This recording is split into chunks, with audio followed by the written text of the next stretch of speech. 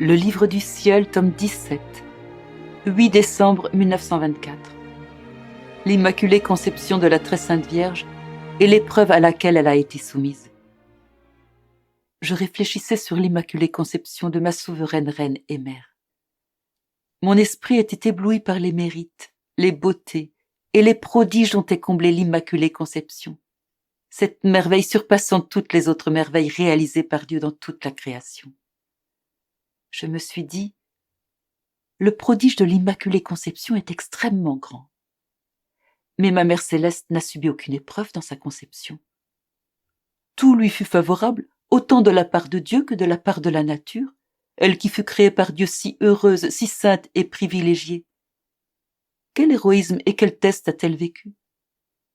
Si les anges au ciel et Adam au paradis n'ont pas échappé au test, la reine de tous aurait-elle été la seule à être exemptée de ce test, et par conséquent privée du beau halo que le test aurait placé sur cette auguste reine et mère du Fils de Dieu?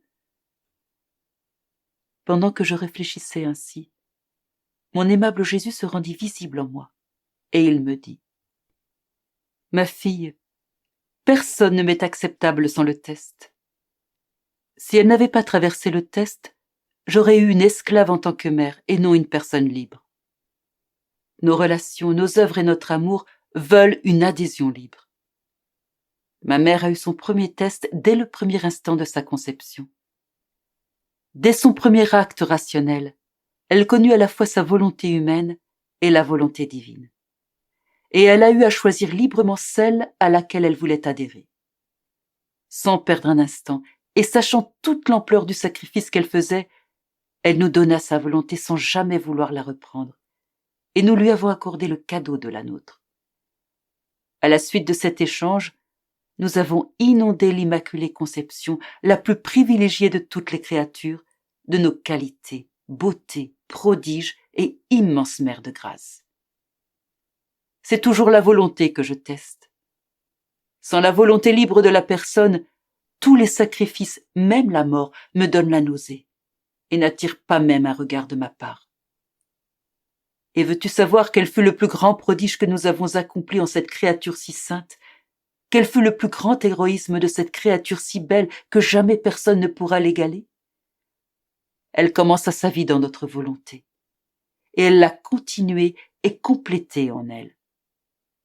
On peut dire qu'elle l'a complétée à partir du point où elle l'a commencée, et qu'elle l'a commencée à partir du point où elle l'a complétée.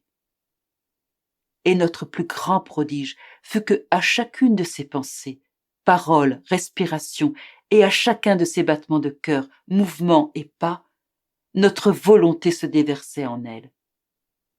Elle nous offrait ainsi l'héroïsme de pensée, paroles, respirations, battements de cœur et mouvements divins et éternels. Cela l'a élevée si haut que ce que nous sommes par nature, elle le fut par grâce. Toutes ses autres prérogatives, y compris son immaculée conception, ne sont rien en comparaison de ce grand prodige. C'est ce qui l'a rendue stable et forte durant toute sa vie. Ma volonté se déversant continuellement en elle l'a rendue participante de la nature divine. Et sa réception continuelle de celle-ci l'a rendue forte en amour et dans la souffrance, différente de tous. C'est notre volonté agissant en elle qui attira le Verbe éternel sur la terre et qui la rendit divinement féconde, de telle sorte qu'un homme-Dieu puisse être conçu en elle sans aucune participation humaine. Elle a été rendue digne d'être la mère de son propre Créateur. Voilà pourquoi j'insiste toujours sur ma volonté. Parce qu'elle conserve l'âme aussi belle que lorsqu'elle est sortie de nos mains et la fait croître comme une copie originale de son Créateur. Quels que soient les travaux et les sacrifices que l'on fasse, si ma volonté n'y a aucune part, je les refuse. Je ne les reconnais pas. Ce ne sont pas des aliments pour moi. Les plus belles œuvres sans ma volonté sont des aliments pour la volonté humaine, pour l'estime de soi et pour l'avidité de la créature.